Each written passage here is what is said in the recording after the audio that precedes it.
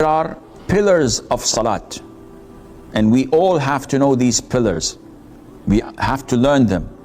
And there are obligatory acts in salat, and there are voluntary acts in salat. We have to know the three categories, so we know when our prayer is valid or invalid. We know when we have to prostrate for forgetfulness or we don't, etc. Among the pillars of the salat, which was mentioned in the hadith known as al-musi' salatih, the one who does not know how to pray, who came 3 times to the masjid, prayed 2 rak'ahs, came to the Prophet ﷺ, gave salam. The Prophet replied the salam and said, go back and pray because you did not pray.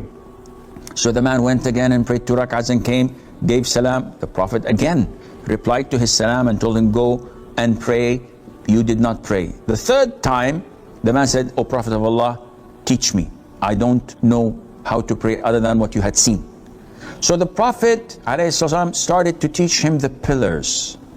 And every time he mentioned bowing, raising up the head, prostration, etc., he would tell him to be calm when you bow and feel the tranquility when you bow. Feel the tranquility when you rise up. Feel the tranquility when you prostrate, and so on.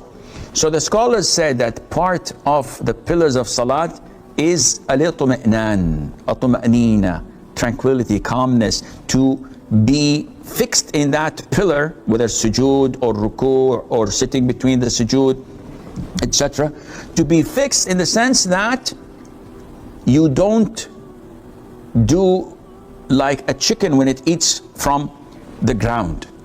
You take your time, you prostrate, you bow, and this is known as tuma'nina. The way you've described that they bow but they don't completely bow and they raise their heads, and while they're raising their heads to stand up, they bend their knees and go for sujood. So actually it looks as if they are dancing the ballet rather than praying. This prayer is invalid.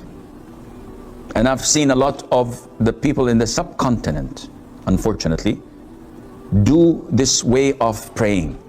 Especially when they offer 2 prostrations, they hit the ground and they go up. They never sit straight to say Rabbi ghfirli, Rabbi ghfirli. They just touch and go back again. This is not permissible.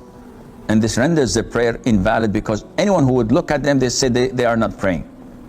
Now, having said that, it depends on your judgment, because you might be a little bit extreme in judging other people's prayer to be too fast. We know that the sunnah of Fajr, the one that you've mentioned in the first question, Mother Aisha used to describe to us how fast the Prophet ﷺ used to pray at home. And this is not a limited or a single case. No, this was frequently performed and done sunnah and ritual. That the sunnah of Fajr, the Prophet used to pray it fast. To the extent that Mother Aisha said, I used to tell myself, did he recite the Fatiha? Because it was so quick, which means that not only in the recitation, as the scholars say, but also in prostration, in the bowing position. The sunnah in Sunnat al-Fajr is to pray it as quick as possible without jeopardizing the arkan, the pillars. So once saying Subhana Rabbil A'la is sufficient. Allahu Akbar Rabbi ghfirli once is sufficient. Allahu Akbar Subhana Rabbil A'la is sufficient, instead of saying 3 times or prolonging it. The sunnah is to make it fast.